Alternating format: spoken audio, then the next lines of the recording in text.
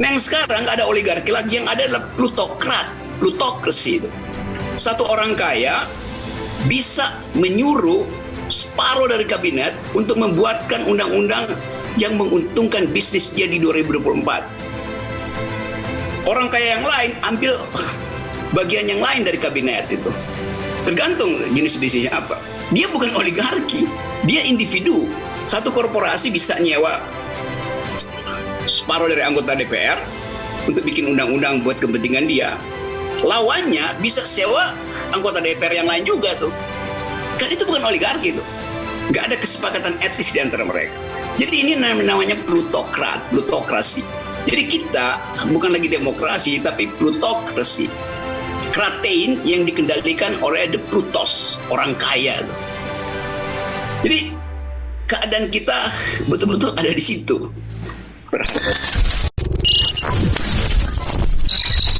Oke, saya ikuti tadi paparan yang berupaya untuk memperlihatkan defect di dalam undang-undang ini, cacat dalam undang-undang ini, dan implikasinya pada politik hari ini. Jadi implikasi pada politik hari ini, bukan pada masa depan sebetulnya. Kenapa harus hari ini? Karena seluruh dunia mengamati Indonesia dan tiba pada kesimpulan bahwa Indonesia sedang membunuh demokrasi, bukan sekedar lonceng kematian, sudah sedang membunuh. Jadi pembunuhan itu in the making, ongoing gitu. Ekonomis pakai ekonomis yang barusan terbit bahkan pakai kalimat bahwa Omnibus Law ini bukan sekedar merampingkan birokrasi, tapi sekaligus menghilangkan institusi itu, membunuh institusi. Kan kalau kita bayangkan dalam grammar politik dunia, orang pakai kalimat itu artinya penghinaan pada Indonesia. Merampingkan demokrasi, merampingkan birokrasi, itu isi undang-undang itu. Atau promosi dari Pak Jokowi adalah kita mau merampingkan birokrasi, karena itu perlu Omnibus Law. Karena itu 70 undang-undang harus dimuatkan di dalam sekian lembar, ribuan lembar undang-undang. Jadi mau merampingkan birokrasi. Tetapi sekaligus membabat institusi itu. KPK dibabat, kekuasaan daerah dibabat, hak masyarakat adat dibabat, macam-macam. Itu kan pertanda bahwa sebetulnya secara political ethics, demokrasi betul-betul sudah hilang, bukan sedang mati lagi, tapi sudah hilang. Karena bahasa ekonomis itu bukan bahasa yang biasa dipakai di dalam tradisi jurnal itu. Ekonomis adalah jurnal yang sangat elitis. Bahkan kita nggak tahu siapa redakturnya, karena supaya tidak bias, redakturnya tidak disebutkan namanya. Tapi kita tahu majalah itu adalah ukuran tentang pikiran demokrasi dan ekonomi itu. Orang selalu acuh ke situ. Nah, kalau kita lihat dalam satu minggu ini, seluruh dunia bukan sekedar ekonomis jadi pamungkas untuk memberi judul pada politik Indonesia, yaitu sudah membunuh institusi itu. Dari Jerusalem Post di timur sampai dengan Washington Post di barat, dari Moskow sampai Melbourne, analis op-eds juga memutuskan bahwa Indonesia sudah bukan negara demokrasi itu. Jadi keadaan itu memperlihatkan pada kita bahwa memang Omnibus Law ini menghasilkan keadaan yang otoriter.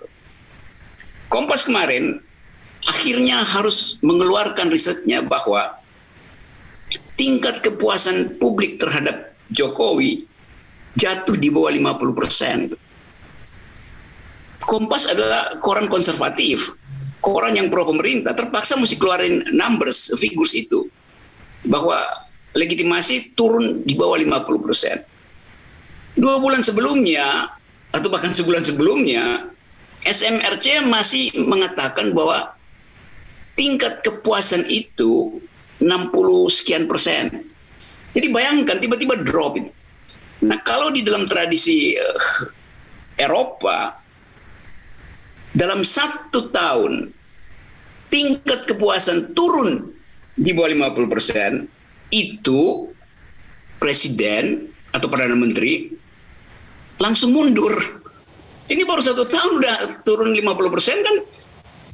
Itu kalau peradaban demokrasinya beradab gitu, kalau beradab. Secara etis dia menganggap tahun pertama saya udah tinggal cuma 50, di bawah 50%, maka dia mengundurkan diri itu. Itu hal yang biasa, karena kita dilatih untuk menganggap bahwa kalau malam pertama pasangan kita tidak puas dalam perkawinan, maka perkawinan itu mesti batal, gagal. Gak usah lagi tunggu 5 tahun perkawinan itu. Jadi terlihat di situ bahwa memang pemerintahan Jokowi itu ya udah selesai sebetulnya, secara teoritis udah selesai gitu. Kalau kita pasang parameter Eropa ini udah selesai. Tapi kenapa masih bertahan? Karena tadi sponsor yang memaksakan agar supaya pemerintahan ini melanjutkan dengan cara apapun agar seluruh imajinasi investor yang disebut oligarki tadi tidak terhalang sampai 2024 untuk mempersiapkan rejim baru untuk melayani kebutuhan akumulasi kapital dari oligarki tadi. Jadi itu yang terjadi sebetulnya. Tapi sebetulnya saya tidak setuju lagi dengan istilah oligarki, karena dalam oligarki masih ada etika gitu. Oligarki artinya sekumpulan kecil orang berupaya untuk mengatur kekuasaan, dan pengaturan itu harus dilakukan secara rasional supaya terjadi keadilan di antara oligark sendiri. Itu logics atau political ethics. Oligarki itu ada etika politiknya itu. Dia nggak peduli hasil pembagiannya ke rakyat, tapi dia peduli hasil pembagian di antara oligark sendiri itu.